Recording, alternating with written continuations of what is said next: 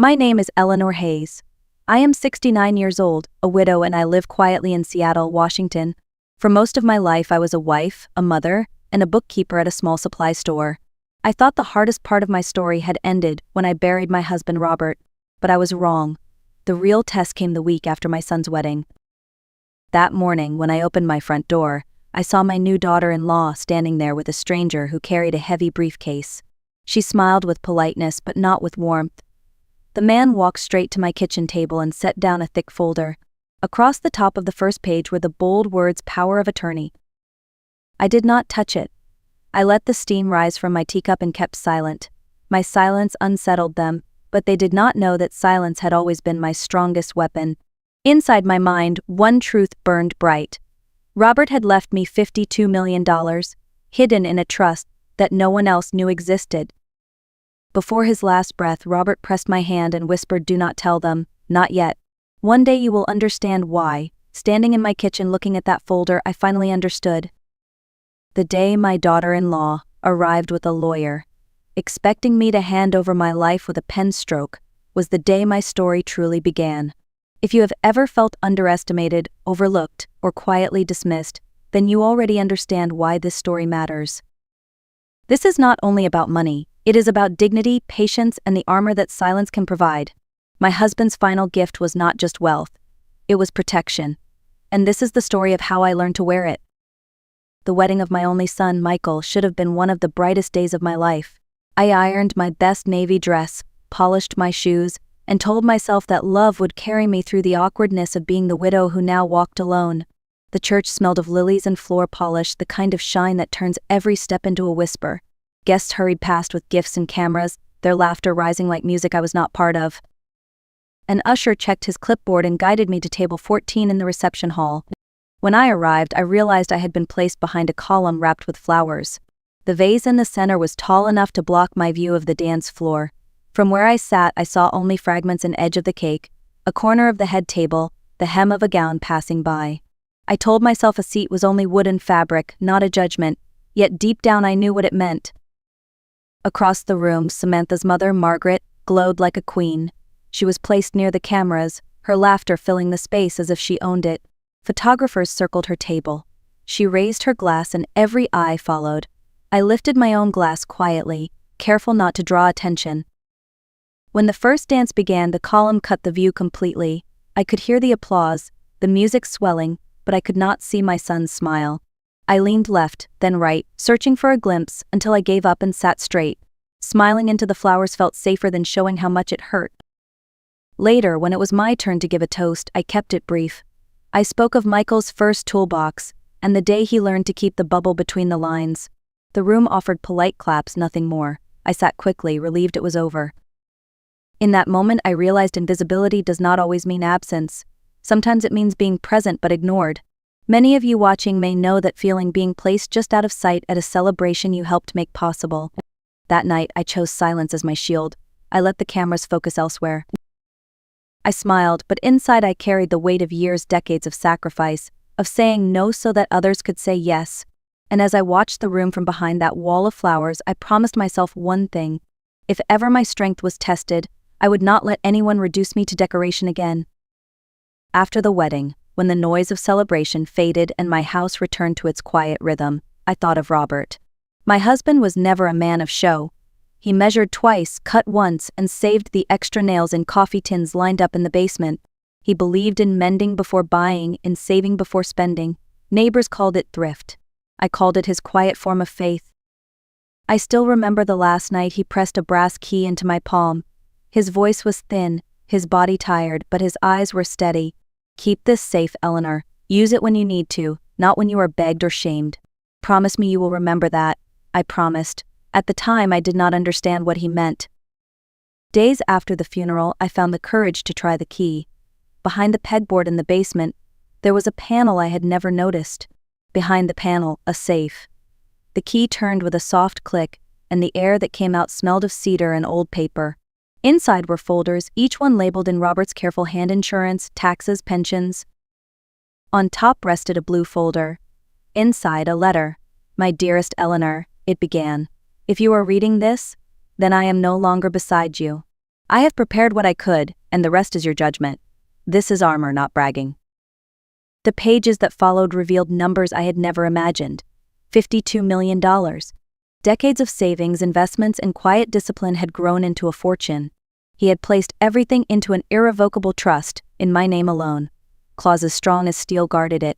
No one could touch it without proof of my incapacity. I sat on the old workbench and let the truth settle. Robert had lived simply, patching fences and clipping coupons, while quietly building a fortress. I brushed my hand over his signature and felt both love and sorrow.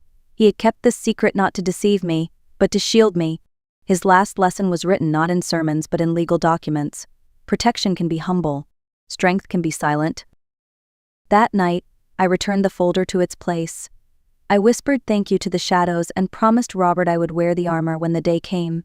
I did not know how soon that day would arrive. 3 mornings after the wedding, the doorbell rang while the kettle sighed on the stove. When I opened the door, Samantha stood there in a cream coat, polished smile fixed in place. Beside her was a man in a gray suit carrying a leather briefcase. He handed me a card before I could even ask his name. Andrew Clark, attorney at law. We thought it would be helpful to go over a few protective documents for you, Samantha said, as if she were doing me a favor. Her tone was light, but her eyes were measuring every detail of my face. I let them in because manners do not expire. I set 3 cups on the table and poured black tea. Samantha thanked me but never tasted hers.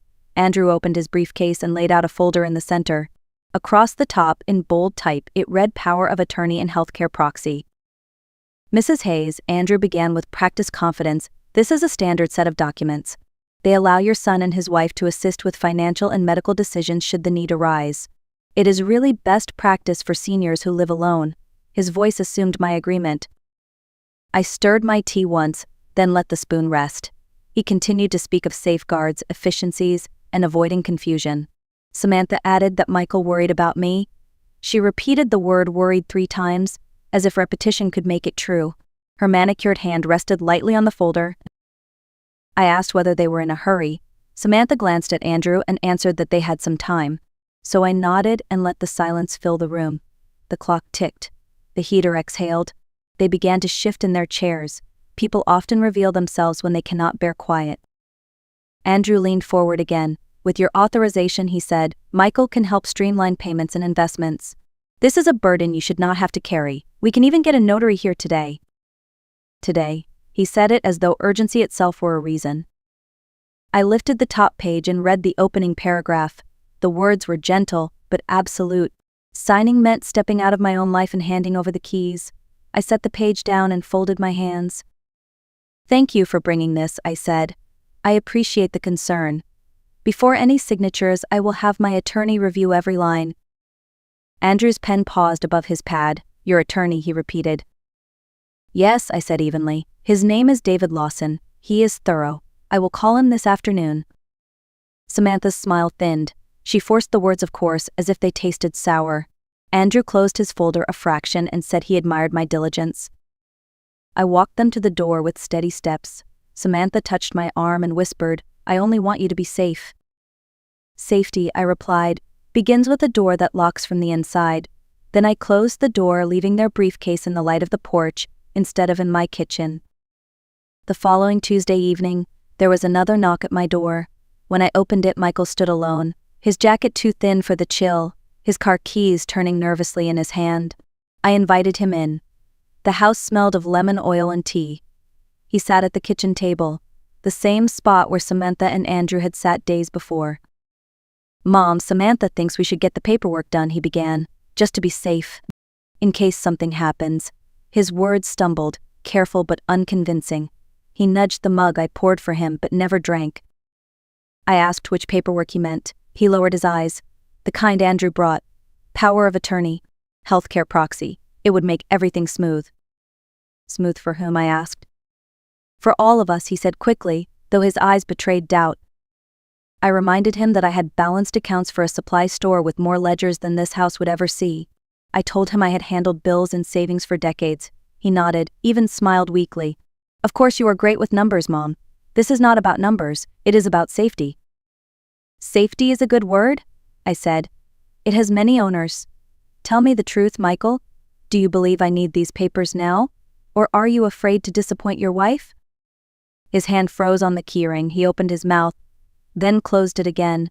He shook his head as if erasing a thought he was not allowed to keep. His silence answered for him. I leaned forward. You are afraid of Samantha being angry. He winced, eyes still lowered. She is under stress, he muttered. The wedding, the move, her job. She worries about you being alone. People often rename control as care, I said. He flinched at my words. He added sugar to his tea but never stirred, leaving the grains floating like sand in shallow water. I waited for him to find his own conclusion. When he finally spoke, his voice was small. I just want peace. Peace is priceless, I told him. But it is expensive if you pay for it with someone else's freedom. Michael had no reply. He looked at his cup, the sugar undissolved. I let the silence hold us both. Sometimes the kindest thing a mother can give her son is a boundary that will not move no matter who pushes. The next afternoon, my neighbor Clara Mitchell stopped by with a jar of blackberry jam. Clara was a widow too, a woman of few words but deep perception. She had seen Samantha and Andrew leaving my porch earlier that week. She asked no questions at first, only set the jar down on the counter and looked at me with steady eyes.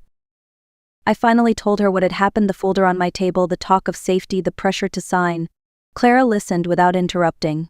When I finished, she touched my hand and said one sentence that broke through the heaviness I carried. Eleanor, you are not invisible. Those words landed in me like light breaking into a dark room.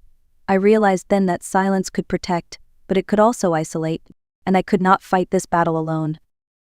That evening I called David Lawson, an old family friend and attorney Robert had trusted. He came by the next morning with his briefcase and a thermos of coffee. He read through Robert's trust documents, nodding slowly. Irrevocable, he said. 2 physicians required before any power can shift. This is a fortress, but we will still check every window. Together we built a plan. David retitled the house into the trust. He called my bank while I authorized him to speak.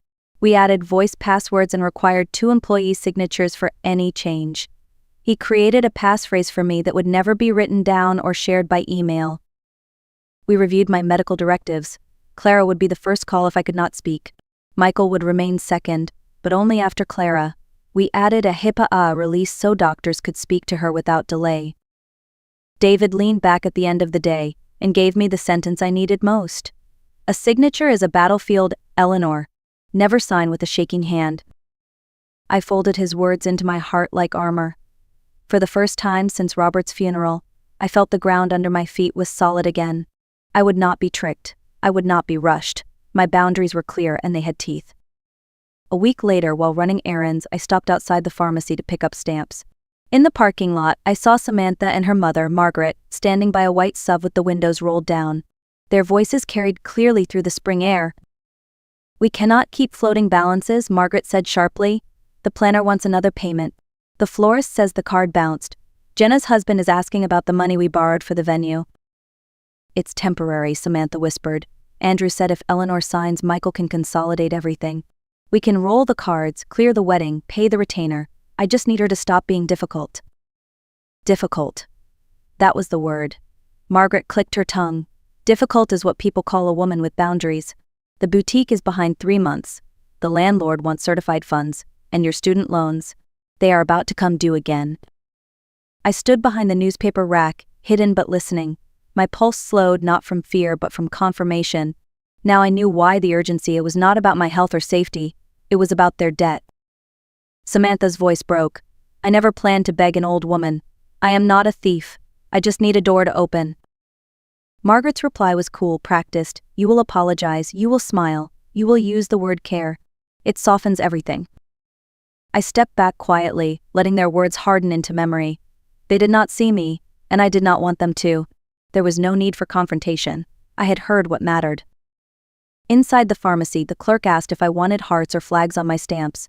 Flags, I answered. I wanted the kind of symbol that says firm, steady, unchanging. As I walked back to my car, I repeated Robert's advice in my mind. Silence is not weakness. It is waiting for the right question from the right person. What I had heard in that parking lot proved I was right to wait, right to hold my line. I drove home slowly, the strip of stamps tucked in my wallet like a quiet promise. My armor was not theory anymore, it was necessary. A few days later, Samantha and Michael returned, this time without Andrew. She carried her phone like it was a shield, and Michael trailed a step behind her, shoulders bent. I had already set 3 cups on the table. Habit dies slowly, but my hands stayed folded in my lap. We have talked it over, Samantha began smoothly. Families should not need lawyers to love one another. This can be simple. A notary could come Friday, it would be quick. A kindness to you. She listed the documents again: durable power for finances, medical decisions, a short list of assets that would be easier under one hand. She spoke as if my life were a math problem waiting to be solved.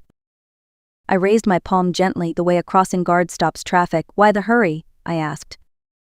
She laughed lightly. Life is a hurry, no one plans a fall. Why me alone? I pressed. Because Michael is your only child, because you seem tired. Tired. The word pretended to be concern, but it carried insult in its pocket. I turned to Michael. Have you read these papers? He hesitated. Andrew has. I trust him. He does this all the time. I stood and went to the hutch.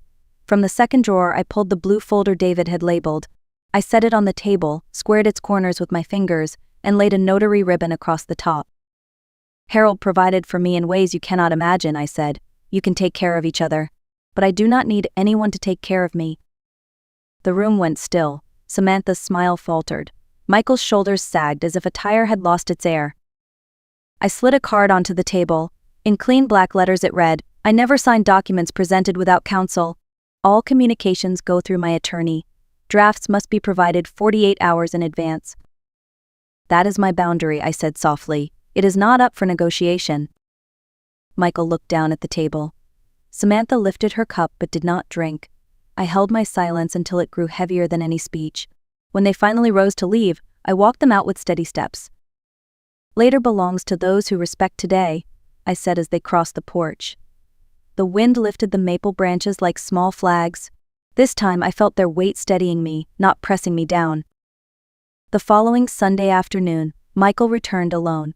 His jacket was too thin for the wind again, and his keys were clenched in his fist, as if they might anchor him. When I opened the door, he did not step in right away. He looked past me, as if the clock on the kitchen wall could speak for him. Inside, the kettle hummed. We sat at the table where so many conversations had now turned into battles. His voice cracked as he began. Mom, Samantha is furious. She says you embarrassed us. She says you don't trust family. She says I need to protect our future. I folded my hands and let the silence count to 5 before I spoke. I am protecting mine, I said. And in time, that protects yours too. He rubbed his forehead. She will not let it go unless you sign something. Anything. I will not, I answered plainly. His eyes filled with confusion and shame. Why does this feel like war?